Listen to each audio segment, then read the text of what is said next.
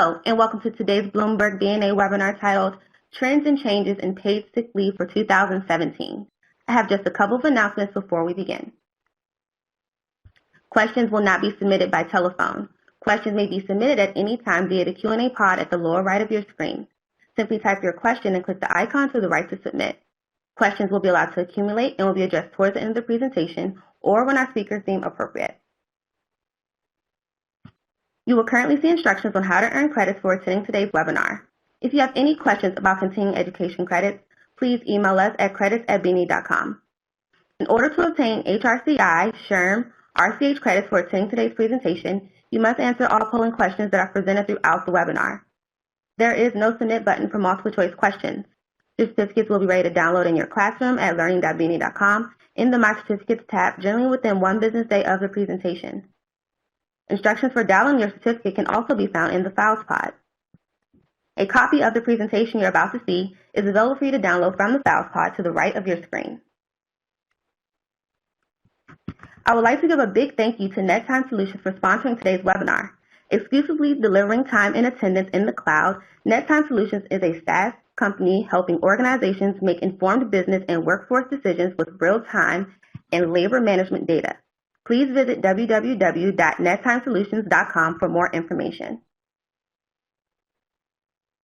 I would now like to introduce today's speakers.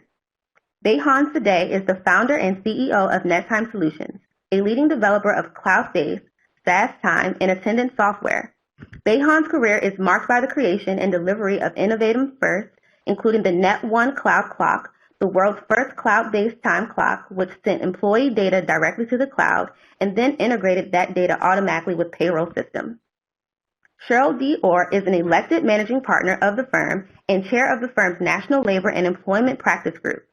Cheryl concentrates her practice on defending employers nationwide against complex wage and hour class, collective and representative actions arising in industries including retail, healthcare, education, insurance, finance, and manufacturing. She also has a long history of resolving wrongful termination, unfair competition, and discrimination cases through a winning motion practice. I would now like to turn the presentation over to Ms. Cheryl Orr. Thank you very much, and depending on your time zone, good morning or good afternoon. So glad that you could join Behan and I today in what we hope will be an interesting and informative program. In the past few years, there have been sweeping changes in paid sick leave legislation, and we regularly advise employers to review their paid sick leave policies to ensure that they are in compliance with these constantly changing regulations. Many states are still considering implementing or have already implemented mandatory paid sick leave laws. Federal regulations are changing as well. The Department of Labor rule that placed new paid sick leave obligations on employers who work with or as federal contractors went into effect at the beginning of this month on January 1st, 2017. A number of states have adopted paid sick leave laws in the last few years. 6, including Vermont, Connecticut, California, Massachusetts, Arizona, and Oregon, plus Washington, D.C. Connecticut was the first state to do so in 2011. In the aggregate, more than combined 30 states, municipalities, and counties have enacted versions of paid sick leave laws, including California, San Francisco, Oakland, Santa Monica, Emeryville, and San Diego all have some version of a paid sick leave law. In Washington, Seattle, Spokane, and Tacoma have laws. In New York City has a paid sick leave law. In Maryland, Montgomery County does. In New Jersey, Newark, Passaic, East Orange, Patterson, Irvington, Trenton, Morristown, Montclair, Bloomfield, Jersey City, Elizabeth, and Plainfield all have paid sick leave laws.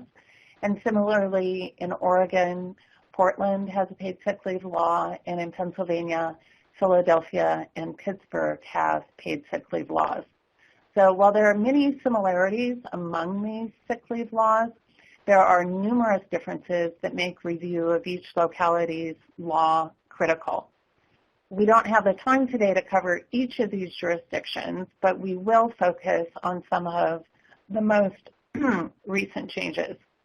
Until Executive Order 13706 came out, which applies to federal contractors and which we will discuss in depth, there were no federal laws that required employers to provide sick leave for their employees.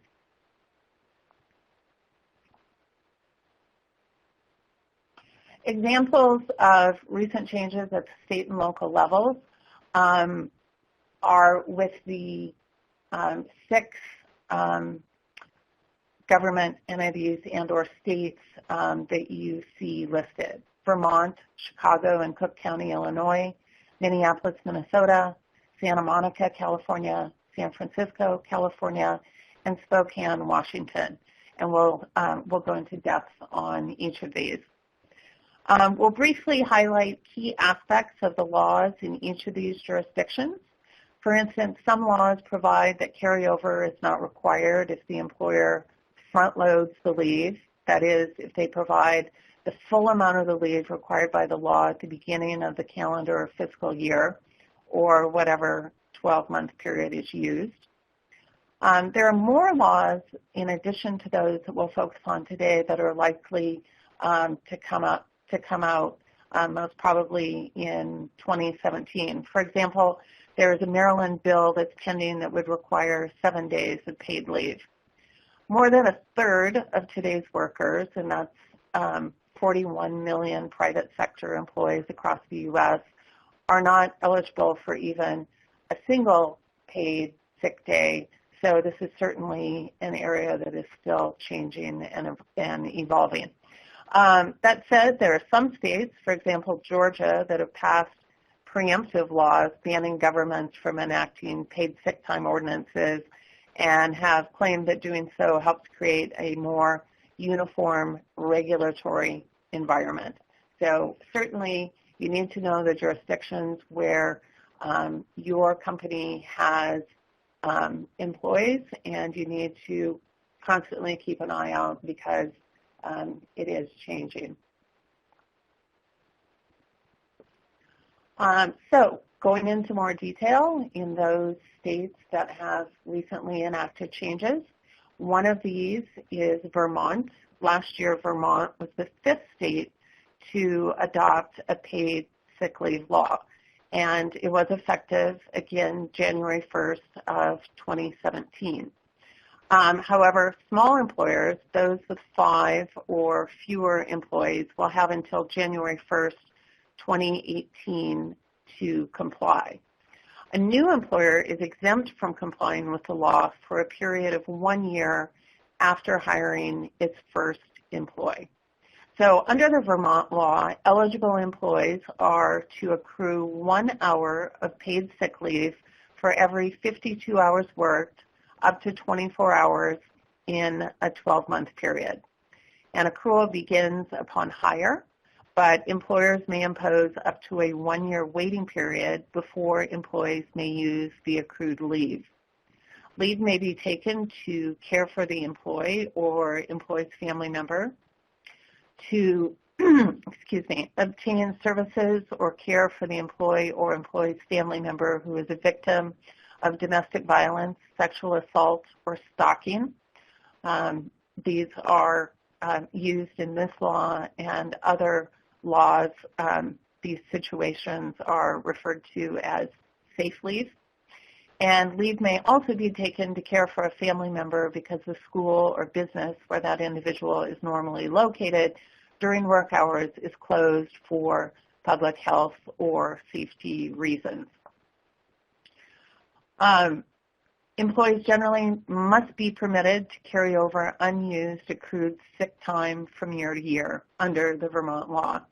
Many of the accrual and the carryover limits being discussed today will change in the next couple of years. So it's important, again, to keep track of the new limits each year. For example, in Vermont, after December 31st, 2018, employers may limit accrual to 40 hours in a 12-month period. Employers in Vermont are not required to permit the use of sick leave in increments of less than 1 hour. Employers must post notice of the law's requirements in a conspicuous place and must provide notice of sick leave rights to new hires. Pre-existing policies, for example, PTO, can satisfy the law. So that's a brief summary of the new Vermont law effective at the beginning of this year. Similarly, Arizona has a new sick leave law. Its law will not be effective until July 1st of 2017. Under the Arizona law, employers with at least 15 employees must allow employees to accrue up to 40 hours of paid sick leave per year. Employers with fewer than 15 employees must allow employees to accrue up to 24 hours per year. Employees can accrue paid sick leave at the rate of at least 1 hour for every 30 hours worked. And in Arizona, the permitted uses will include employees or family members' illness, injury, or health condition, safe leave, and public health emergencies that cause the employee's workplace to close or the employee's child's school or daycare to close.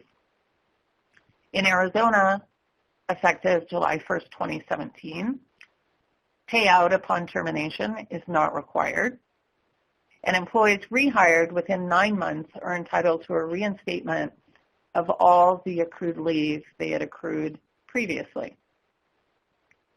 Other noteworthy aspects of the Arizona law are that small businesses are exempt from the new law. And to qualify as a small business, an employer must have a gross annual revenue of less than $500,000 and not be engaged in interstate commerce or in the production of goods for interstate commerce. So there's a fairly large carve-out for small businesses in Arizona.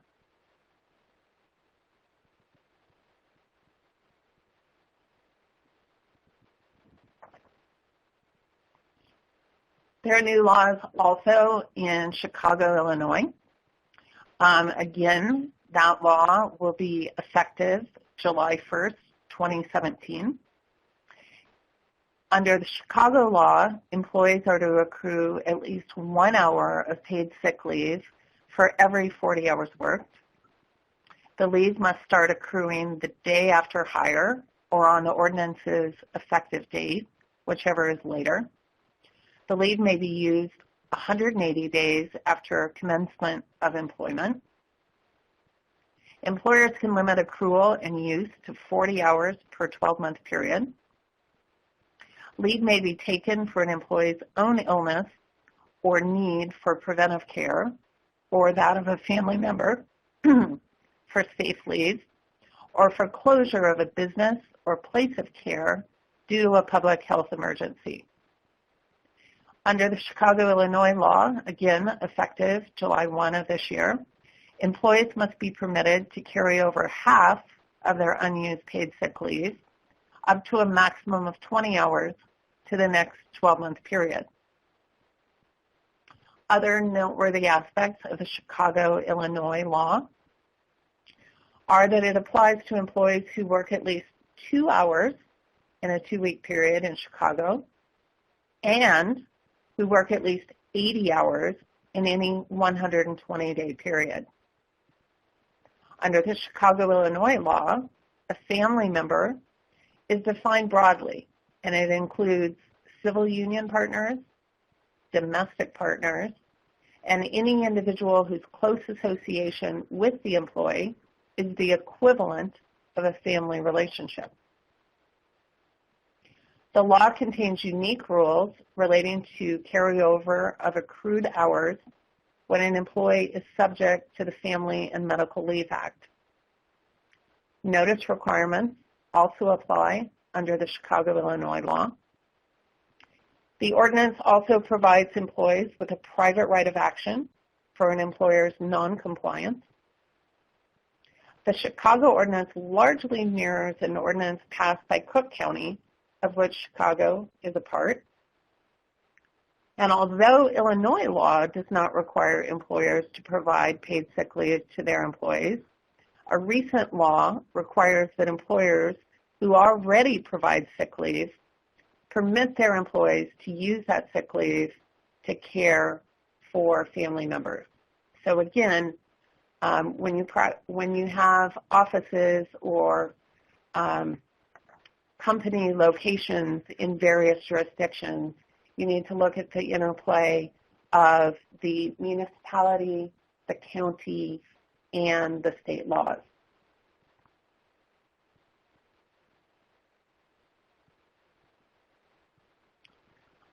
We see that there are some questions coming in, and we're monitoring those, and we'll respond to them at the end of the program. There's also another new law in Minneapolis, Minnesota, again, effective July 1st, 2017. That law requires that sick leave must be provided at the rate of 1 hour for every 30 hours worked. Employers may limit accrual leave to 48 hours per year, but there is no limit on how much leave an employee may use in a given year. The total amount of accrued leave, when counting carryover amounts, may be limited to 80 hours per year.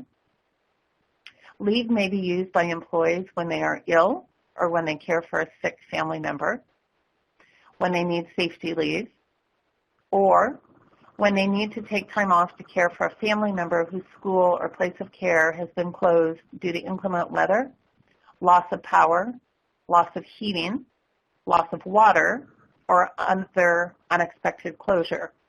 As you can tell, some of Minneapolis's rules are reflective perhaps of their winter weather and situations that may be unique to them. Employers need not pay out unused time upon an employee's termination. So again, as you look at these across the board, you can see that there are definitely variations among the laws. In the Minneapolis law, employers with fewer than 6 employees must provide employees with unpaid sick leave. Employers in the construction industry may have alternate ways to comply with the ordinance. And upon request, employees must be allowed to inspect employment and payroll records that show their accrued and used leave. So record keeping, as Behan will go into, is important in all of these situations, but in Minneapolis, employees per the law must be allowed to inspect employment and payroll records that show their accrued and used leave.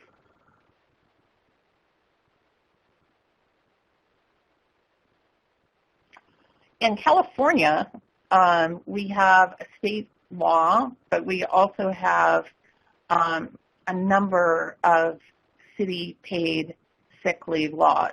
So there's California paid sick leave law, and then in addition, we have paid sick leave laws, and I say we, I'm resident in our San Francisco office of Drinker Biddle.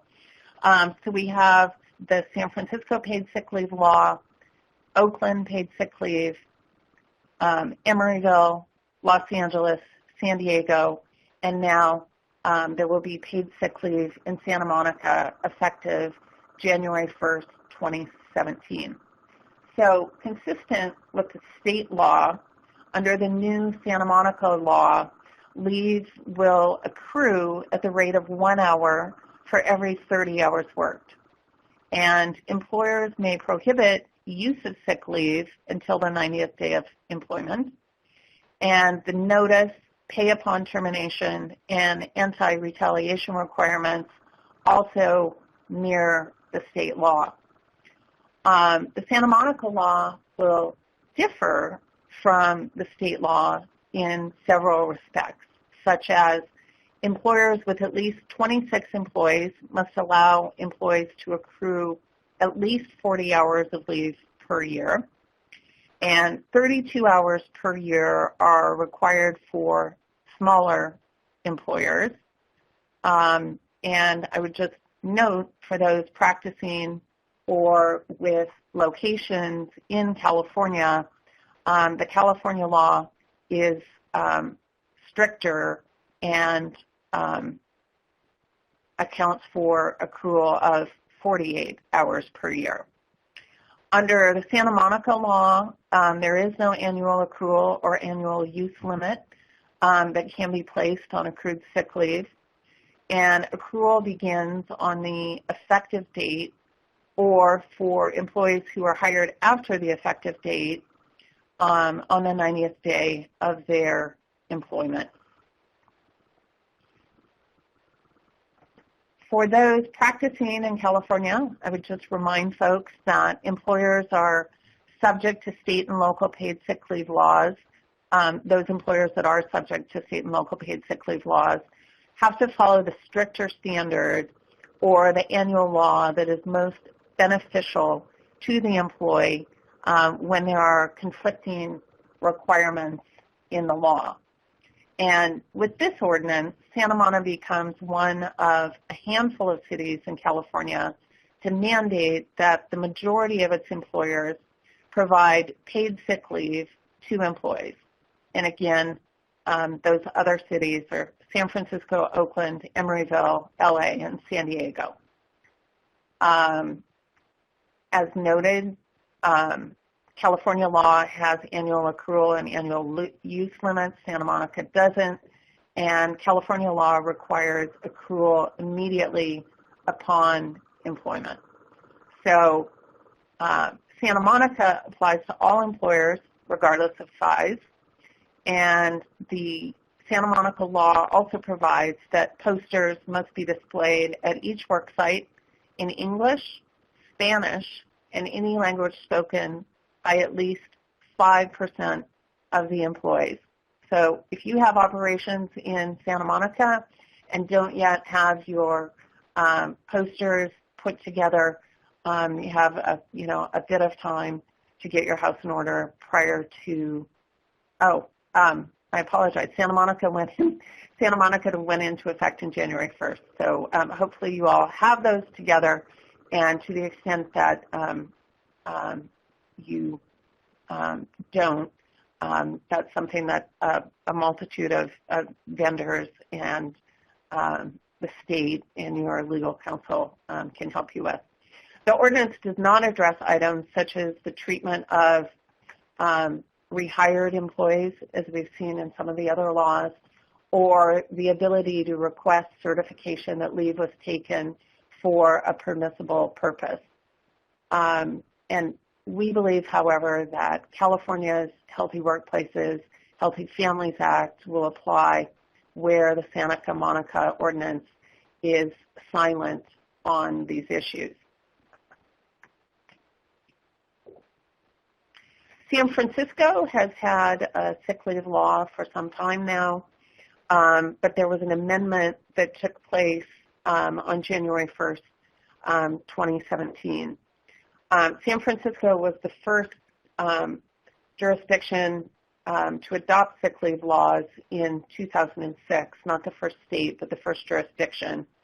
And this amendment seeks to bring San Francisco in line with more current paid sick leave standards. So the key changes that come as a result of this amendment include, before the amendment, the leave did not begin to accrue until 90 days after employment began. Now leave begins to accrue when employment begins, but cannot be used until the 90th day of employment. Employers may now front load the sick leave, but employers must still permit carryover of unused sick time. Employers cannot require that leave be taken in increments of more than 1 hour. Permitted use for leave now includes preventative care, bone marrow and organ donation, and the safe leave. Written notice must now set forth the amount of available paid sick leave, and employees who are rehired within 1 year must be provided with their previously accrued and unused sick leave and must begin accruing leave upon rehire.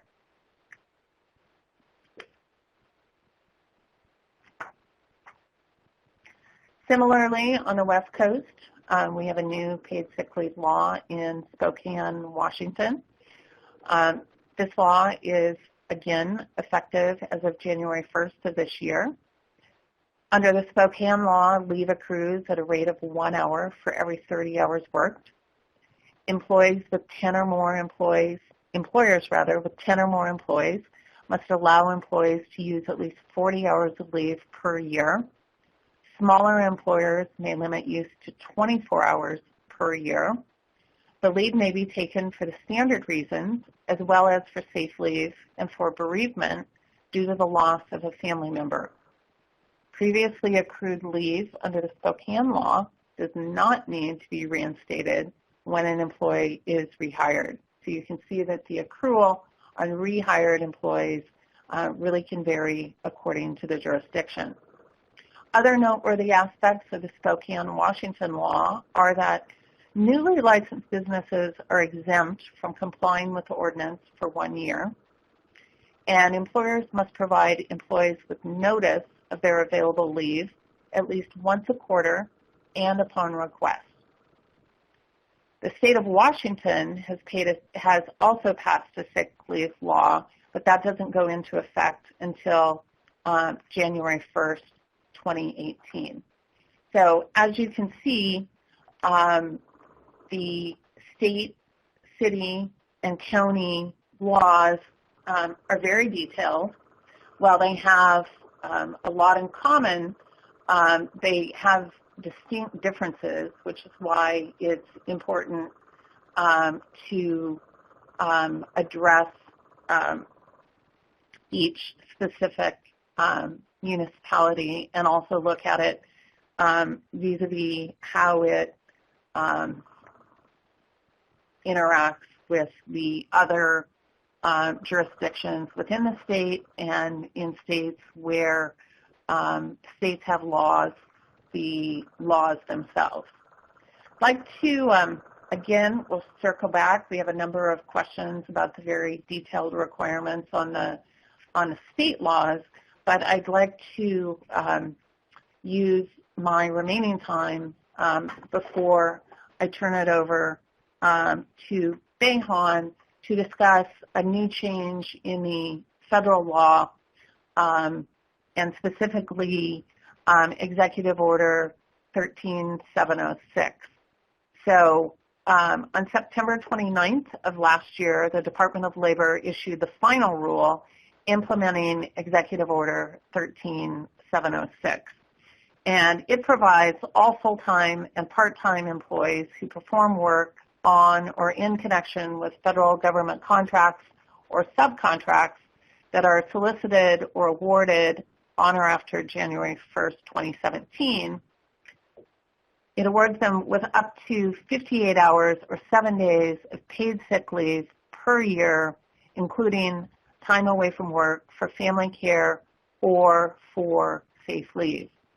The permitted reasons to use sick leave under this federal law applying to government contracts or subcontracts, the permitted uses include employees may use paid sick leave for themselves or their family members for a physical or mental illness, injury, or medical condition, when obtaining diagnosis care or preventative care from a healthcare provider, when caring for a child, parent, spouse, domestic partner, or any other individual related by blood or affinity whose association with the employee is the equivalent of a family relationship, who has need for diagnosis care or preventative care or is otherwise in need of care. And finally, employees may use paid sick leave for domestic violence, sexual assault, or stalking situations. So the federal law for contractors, as worded, is quite broad. You heard me say that employees who can also use paid sick leave to care for a person who is the equivalent of a family relationship, which means that no biological or legal relationship to the employee is necessary. So, like many executive orders, This was passed under the prior administration, and folks are wondering what the effect of the election will be. As with many executive orders, that isn't completely clear. It isn't clear if the Trump administration intends to rescind this executive order. We know that the president has promised to rescind most, if not all, of President Obama's executive orders.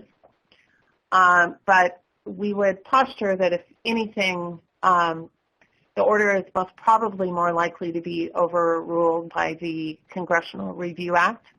That is the law that empowers Congress to review, by means of an expedited legislative process, new federal regulations that are issued by government agencies, and by passage of a joint resolution, overrule those regulations within 60 legislative days.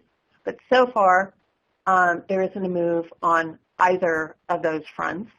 So what we're recommending to our clients is that unless and until something changes, this is the executive order, and we're advising compliance with the regulations. The regulations have already gone into effect. There is no certainty that the president will actually rescind the executive order. And while he has spoken generally about rescinding executive orders, he has not specifically referenced the paid sick leave order. Moreover, during his campaign, the president announced a plan for 6 weeks of paid maternity leave. Such a plan would largely be at odds with rescinding this executive order, which requires paid sick leave be permitted for the same purpose. And finally, assuming he does actually intend to rescind this executive order, it isn't likely to happen early in his presidency. He has published his plan for the first 100 days of his term, and paid sick leave is not on that list. So in the meantime, or while it remains in effect, what is the impact of the law for federal contractors?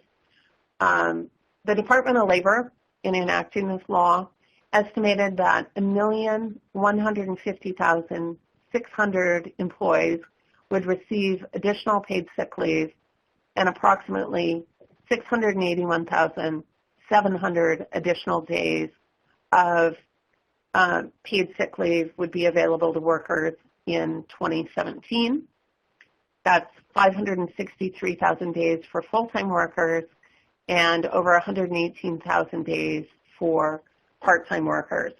The Department of Labor performed a cost-benefit analysis that concluded that during the first 10 years the rule is in effect, the average annualized direct employer costs are estimated to be $27.3 million.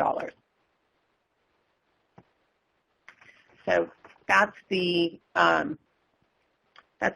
monetary impact, or potential monetary impact, on the employers.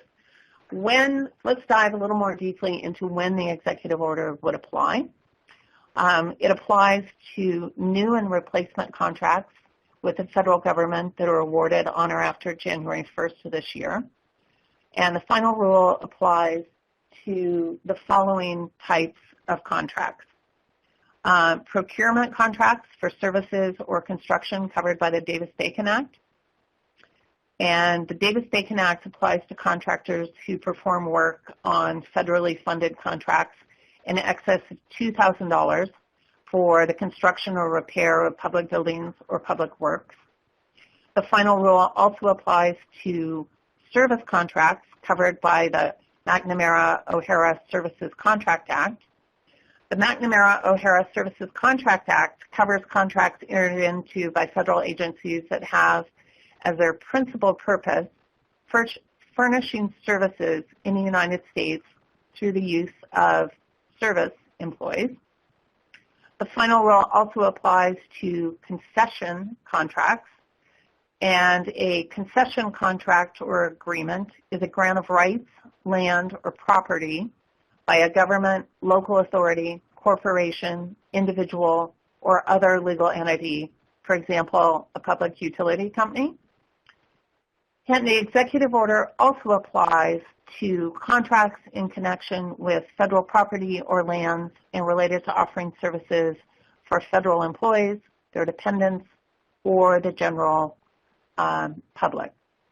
In addition to contractors, subcontractors are required to provide paid sick leave to any employee who performs work on a covered contract on the same basis as the prime contractors. There's a temporary exclusion under this executive order for collective bargaining agreements. There's a temporary delay in application for employees whose government contract work is generated by a collective bargaining agreement. If the collective bargaining agreement was ratified before September 30th, 2016, and provides employees with at least 56 hours or 7 days of paid sick leave or paid time off that may be used for sickness or health care reasons each year, the requirements of the final rule will not apply until the date the collective bargaining agreement terminates, or January 1st, 2020, whichever is earlier. If the collective bargaining agreement provides fewer than 56 hours of paid sick leave or paid time off that may be used for sickness or health care reasons, then the final rule's requirements temporarily do not apply as long as the contractor provides the employees with the difference between the 56 hours and the amount of sick time or PTO provided under the existing collective bargaining agreement that is consistent with either the final rule or the terms and conditions of the collective bargaining agreement. As follows. Employees accrue 1 hour for every 30 hours worked, up to a maximum of 56 hours per year. Paid sick leave can be front-loaded. Paid sick leave can also be prorated for employees who are hired or who are assigned to work on covered contracts after the beginning of the benefit year on the basis of the number of pay periods remaining in the benefit year. Contractors may not place any limits on usage. All accrued amounts must be available for use. Unused paid sick leave, including the front-loaded leave, must be carried over from year to year, but the maximum amount that a worker can carry over is 56 hours. And contractors may cap the amount of paid sick leave that employees can accrue to 56 hours per year.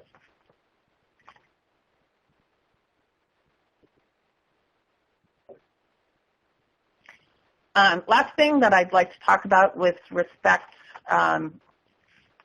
to the executive order, actually I have a couple other items, but is the rate of pay. Contractors have to provide the same regular rate of pay and benefits during the paid sick leave that the employee would have received had the employee not been absent from work. So employees that are paid on a salary basis must receive their full salary during their paid sick leave. Hourly employees must receive their regular hourly rate of pay that they would have earned had they been present at work per their schedule. So we've provided two examples on the slides. One is for voluntary overtime. So suppose an individual that we called Sam is scheduled to work from 9 a.m. to 3 p.m., but could have chosen to stay until 7 p.m. that night to earn overtime, but he is absent for the entire day on sick leave. The contractor may not deduct more than 6 hours from Sam's accrued paid sick leave, which is what, again, he was scheduled to work. Another example is of mandatory overtime. So suppose Jill is scheduled to work from 9 a.m. to 7 p.m. but was absent for the entire day on sick leave.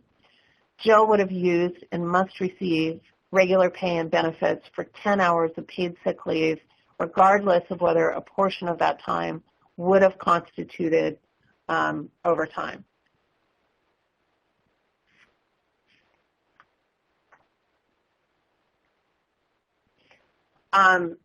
There are other requirements that I would encourage you to look at if the executive order applies to you. The certification requirements are that an employee's request for leave must be made at least 7 calendar days in advance if the need is foreseeable. If the need for leave is not foreseeable, the employee must make the request for leave as soon as is practicable. Contractors may require certification and other documents to verify the use of paid sick leave, but only for absences of at least 3 consecutive full workdays. Healthcare provider certificates, if leave is used for an employee's own illness to care for a family member's illness. There's also representative or self-certification if the leave is used for an absence resulting from domestic violence, sexual assault, or stalking. Documentation may be from a healthcare provider, counselor, representative of a victim services organization, attorney, clergy member, family member, or close friend. Self-certification is also permitted. There are also record retention and notice requirements. Contractors will be required to make and maintain the following records: copies of notifications to employees of the amount of paid sick leave accrued, approvals and denials of employees' requests to use paid sick leave, dates and amounts of paid sick leave employees use, other records showing the tracking of employees' accrual and use of paid sick leave. Contractors also must notify employees in writing of the amount of paid sick leave that they have available at the end of each pay period or each month, whichever is shorter, and upon separation from employment and upon reinstatement of paid sick leave. And contractors are also required to post notice of the paid sick leave requirements. There are also reinstatement and payout on termination requirements. Federal contractors and subcontractors are not required to pay employees for accrued, unused paid sick leave at the time of separation. Accrued, unused paid sick leave under the executive order must be reinstated for employees who are rehired by the same contractor within 12 months after a job separation.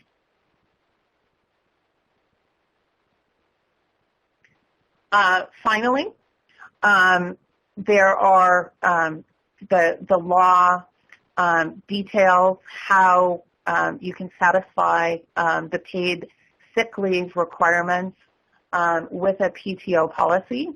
That's outlined in the slide.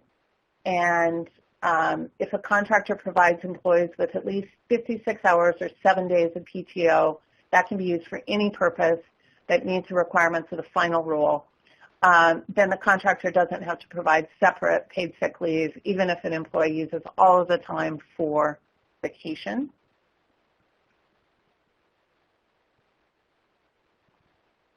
And there is a mandatory contract law or contract clause in the executive order that provides that all covered contracts and subcontracts that are entered into or after January 1st have to contain the sick leave contract clause, and the contractors have to certify that. And you can find the contract clause that you need to use in Appendix A of the legislation. And finally, it's important to note that there are significant penalties for noncompliance. The DOL's Wage and Hour Division is charged with investigating potential violations of and obtaining compliance with the law. Depending on the violation, the following are possible remedies: compensation for the unpaid leave, employment, reinstatement, or promotion, restoration of leave, lost pay and benefits, or other actual monetary relief, liquidated damages, suspension or withholding payment on the contract, and then, as applicable, debarment, civil actions, and retroactive inclusion of the contract clause. So that's a lot of detail. Behan, and before I finish, I want to thank my associates Alexa Miller and Jamie Walter for putting together this very comprehensive presentation, and I'm going to turn this over to Behan to talk about practically how you can track this and put this into practice, and then we'll circle back and answer your questions. All right, thank you so much, Cheryl. So my name is Behan today. founder of NetTime Solutions. NetTime Solutions is now part of Paychecks. And today I want to be covering strategies in tracking the paid sick leave. Obviously, everything what Cheryl says, a lot of complexity, a lot of burden on organizations to track this. Let's first take a look at some of the tracking options. Obviously, there is the manual method where you could have it on paper. I noticed during one of the questions, most organizations here that are attending are above 500 employees, which means manual is probably not the best way to go. Obviously, there are some pros to it as well. You could implement it this afternoon and be done with it. But lots of cons. It's error-prone, no audit trails, no workflows in there. You could also do a semi-automated where you could have it done in an Excel spreadsheet. But again, it does cut down on some of the error-prone, but it's still automated. It's most likely one person who knows how all the formulas work within that Excel spreadsheet. So most of my time today we'll be talking about fully automated where you do have workflows, you do have audit trails, and so on. So let's first talk about what can be automated. And it all starts with the employee requesting for some time off. One of the things that systems like ours do is take the burden off of HR department. So when an employee goes into their portal, what they can do is not only check their balances today, but also check it in the future when they're actually requesting that time off. So that would help if they see multiple employees or people in their department that have the same requested time off. If they know that their manager does not allow more than one person or more than a certain number of people taking that time off, they won't even make the request on. And also, managers can create blackout days during the seasonal busy times, like during the holidays and so on. So basically, systems like this with automation can actually take the burden off of the HR department. And also, the managers can approve the workflow process.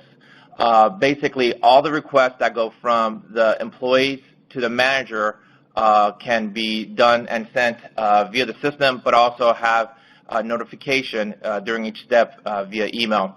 And if the manager is not available to approve or deny a request, items could be sent to their proxy manager as well. And lastly here is the system can also manage the company policies. Cheryl talked about a number of different policies that have to be implemented out there.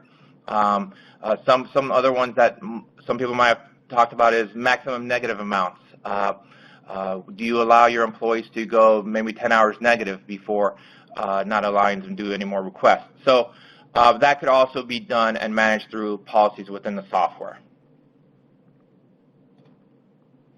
So at one point, you're going to have to take a look to see what features to look for when selecting the system. The first one that I would recommend is making sure you could do multiple accrual policies.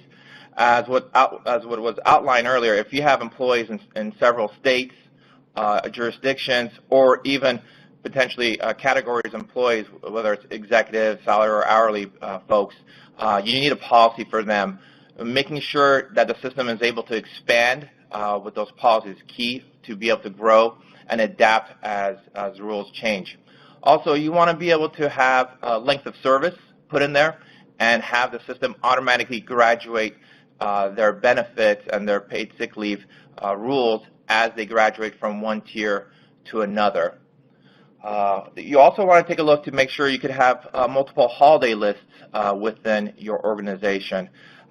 Most companies have one, but in retail, for example, folks that are working the floor may not be able to take the normal times off, and so you would have a different holiday list versus your office worker. So making sure that capability is there is real key. And obviously, the workflow policy, being able to request an item that goes from the employee to the manager, and having the audit trail with that is important. And then being able to approve or deny and do even partial improvements with notes is key at going back and forth. And typically what these systems work with is your existing system. So you want to make sure there's the ability for the system being able to import data and export data, whether it's file-based or if you're looking to implement something more real-time, it has API web services. Also, continuing on what to look for when selecting a system, audit trails. Cheryl outlined some of the key requirements would be to know who made the changes, when they made the changes, what the previous changes were, and so on. So having a really key in-depth audit trail in the system is important. And effective dating. As changes come about, you want to make sure to effective date those changes. So having the ability to say when and what time those changes go into effect in the future, rather than you having to go in the software and clicking on a button to implement them. Also, you want to make sure it has role-based security, so you can define who and what people have access to, and so it can grow as your organization grows as well. And lastly, you want to take a look to see the frequency of the update of the software. A lot of these rules and regulations are new. There are new ones always coming out. Are the updates happening from a software perspective? Are they happening on a weekly basis? Is it monthly, quarterly, or is it annual? And will it be able to keep up with the changing rules and regulation? So that's really key going forward.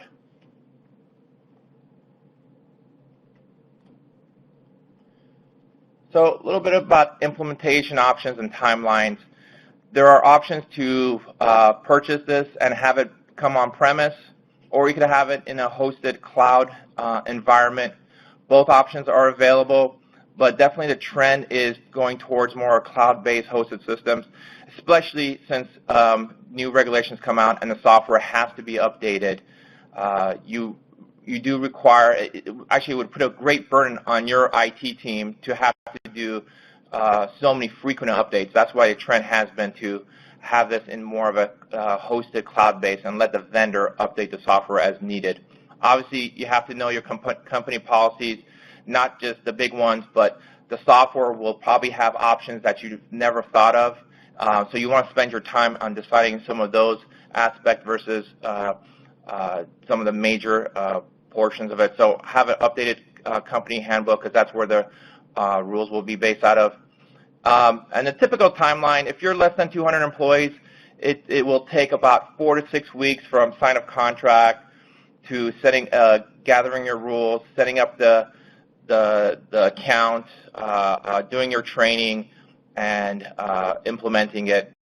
And if you have more than 200 employees, which most of the folks on this webinar are, it takes 5 to 6 weeks, and could be more or less. It depends on really the integration portion of that. So lastly, most of these systems that track paid sick leave are part of a bigger time and attendance package, and it works best when they're both integrated within a time and attendance package, mainly because you typically need to know how many hours the employee works, and that way you could track the time used against the accrued amount. So our recommendation would be to have one package that does both. You have the added benefits of having the attendance tracking built in, so you could track tardiness, absences, bring this down to points tracking, and eventually have it consolidated reporting between the systems. And then eventually all of this information can be disseminated within your organization from one platform. Reports and everything can roll up into one platform. So that actually concludes my section of the portion. I think Cheryl wants to see if she could address some of the questions that came through. Sure. Thanks, Behan. Well, we have a number of questions, but I'm gonna try and work through them. Sort of the first 4 that we had came in when we were talking at the beginning about the new Arizona law. And while they're all worded differently, the first one says, we have about 600 employees in the U.S., but only 1 employee in Arizona. Do we have to comply with this law? And the answer is yes. In the case of the Arizona law, when we're talking about the 15 employees, that's company-wide. It's not just in Arizona. So a covered employer, no matter its size, if it otherwise meets the threshold, if it has at least one Arizona employee, the company is obligated to apply to the law. Then there was another question regarding the new laws in Chicago, Illinois, and the question was, we have unlimited sick leave. Does that mean that we do not need to worry about the individual state laws? And my answer would be this particular company would still need to worry about the law because there are other requirements as detailed beyond simply providing the leave, such as the notice requirement. So I would encourage you to review an actual copy of the law. Another question is, if an employee is a union worker who works sporadically based on need, and the law states employers may prohibit use of sick leave until the 90th day of employment, is the 90th day equal to 90 calendar days from hire date or after 90 days worked? Normally under these laws, it's going to be 90 calendar days, but you would need to check your specific law and the specific jurisdiction to make sure that that's what that law states. There's another question. How are the local sick leave laws applied if an employee works in 2 or more cities in a year? And in that case, you need to comply with both laws, taking note of which law has stricter requirements and making sure that you're in compliance. You have that same overlay in California when you have a California law and the county laws and the city laws, and you always need to interpret them in the way that's most favorable ultimately to the employee. There's another question. For these paid leave laws which have been implemented, who is paying for them? Is there a payroll function in the administration? Well, that's, in this case, that's the employer. Question 12, what is safe leave? Safe leave is generally speaking leave due to domestic violence, sexual assault, stalking. Question number 13, when we were talking about Minneapolis, I was asked if we could speak to the St. Paul, Minnesota law. St. Paul's law requires leave for absence due to illness, medical appointments, safe leave. For employers with 24 or more employees, the ordinance is effective on July 1st. For smaller employers, it will be effective in January 2018. Employers must allow employees who work in St. Paul to accrue 1 hour of sick leave for every 30 hours worked, up to 48 hours per year. Sick leave requirements cannot be waived in a collective bargaining agreement under the St. Paul law, and accrual is to begin on the first day of employment or the day the ordinance becomes effective, whichever is later. Scroll down in my question bar.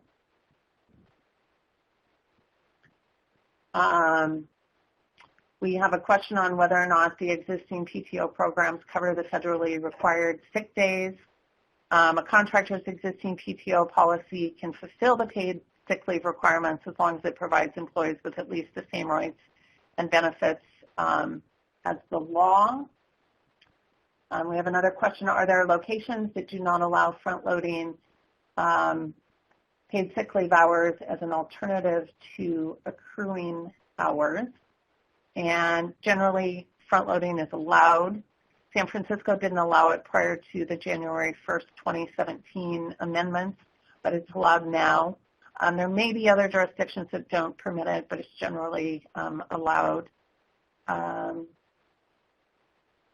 And with respect to any remaining questions about the federal executive order, the U.S. Department of Labor has a Q&A webpage that provides very good guidance on the order, as do, quite frankly, all of the state sites. They generally have a Q&A. And then there was a question.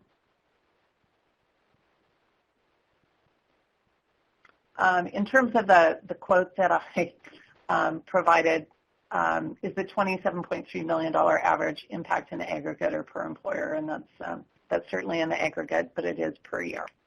So I think we're at the top of the hour. We'll turn it back over to our moderator, and we thank you very much for your time. Great. Thank you so much, Cheryl and Behan, for a wonderful presentation. I hope that everyone found today's discussion to be helpful and insightful. You can register for future Bloomberg BNA webinars by accessing our store at www.bna.com/learning. To receive credit for attending today's program, please go to learning.bna.com to retrieve your certificate. Please allow 1 business day for certificates to appear. If you have any questions about continuing education credits, please email us at credits@bna.com. Finally, I once again thank NetTime Solutions and our speakers for putting together today's presentation. Thank you so much for your participation and enjoy the rest of your day.